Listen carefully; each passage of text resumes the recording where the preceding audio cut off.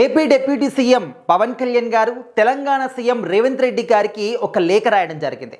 ఆ లేఖలో ఏంటంటే ఫోక్సో కేసుల మీదట ఏవైతే మీరు చర్యలు తీసుకుంటున్నారో రూల్స్ అండ్ రెగ్యులేషన్స్ ఇంకా కూడా పటిష్టం చేయండి, ఇంకా స్ట్రాంగ్ చేయండి అని చెప్పేసి పవన్ కళ్యాణ్ గారు అందులో మెన్షన్ చేశారు.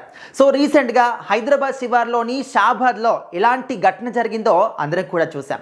ఆ ఘటనలో భాగంగా ఒక పర్సన్ పైన మే నెలలో ఫోక్సో యాక్ట్ పడింది. ఫోక్సో యాక్ట్ కింద అరెస్ట్ చేశారు. అయితే రీసెంట్గా తను బెయిల్ పైన బయటికి రావడం జరిగింది. అసలు బెయిల్ రావడం ఏంటనేది ఎవరికి కూడా అర్థం కాలేదు. ఫోక్సో యాక్ట్లో అరెస్ట్ అయిన వాళ్ళకి సాధారణంగా బెయిల్ రావాలి అంటే చాలా కష్టతరం, ఎంతో కష్టంతో కూడుకున్నటువంటి పని. అలాంటిది ఈయనకి స్టేషన్ బెయిల్ వచ్చింది. ఏ విధంగా బయటకు వచ్చాడు అని ఎవరికి కూడా అర్థం కాలేదు. అండ్ బయటకు వచ్చిన వాడు సరిగ్గా ఉన్నాడంటే లేదు. అండ్ ఏ పాప వల్ల తన పైన ఫోక్సో యాక్ట్ పడిందో ఆ పాపని అతి కిరాతకంగా హత్య చేయడం జరిగింది.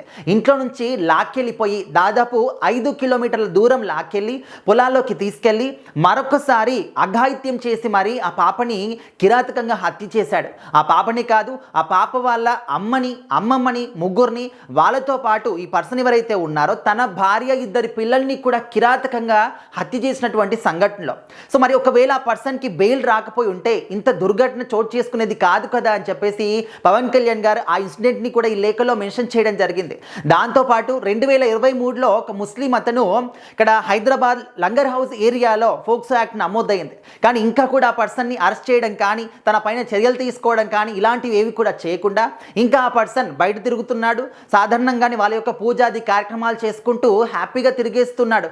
అంటే ఆధ్యాత్మికమైనటువంటి పనులు చేసుకుంటూ ఉన్నాడు. మరి తన పైన యాక్షన్స్ ఏవి అంటే ఈ యొక్క ఫోక్సో యాక్ట్ కేసులో ఇంత నిర్వీర్యం అంటున్నారని చెప్పేసి పవన్ కళ్యాణ్ గారు చెప్తున్నారనమాట. ఆ లేఖలో క్లియర్గా మెన్షన్ చేశారు.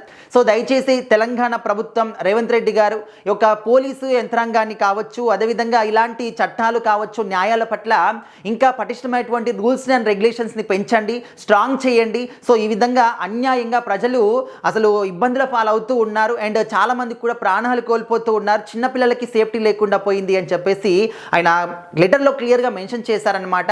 సో ఓన్లీ తెలంగాణ ప్రభుత్వానికి రాస్తారా, తెలంగాణలో అవుతున్నాయా అండ్ ఆంధ్రాలో అవ్వట్లేదా అని చెప్పేసి కొంతమంది అంటారు. So at the same time ఇటు తెలంగాణ ప్రభుత్వానికి లేఖ రాశారు, అదేవిధంగా ఆంధ్ర ప్రభుత్వానికి కూడా ఆయన లేఖ రాయడం జరిగింది. ఇద్దరు కూడా అట్ ది సేమ్ టైం ఆ లేఖని పంపించారు.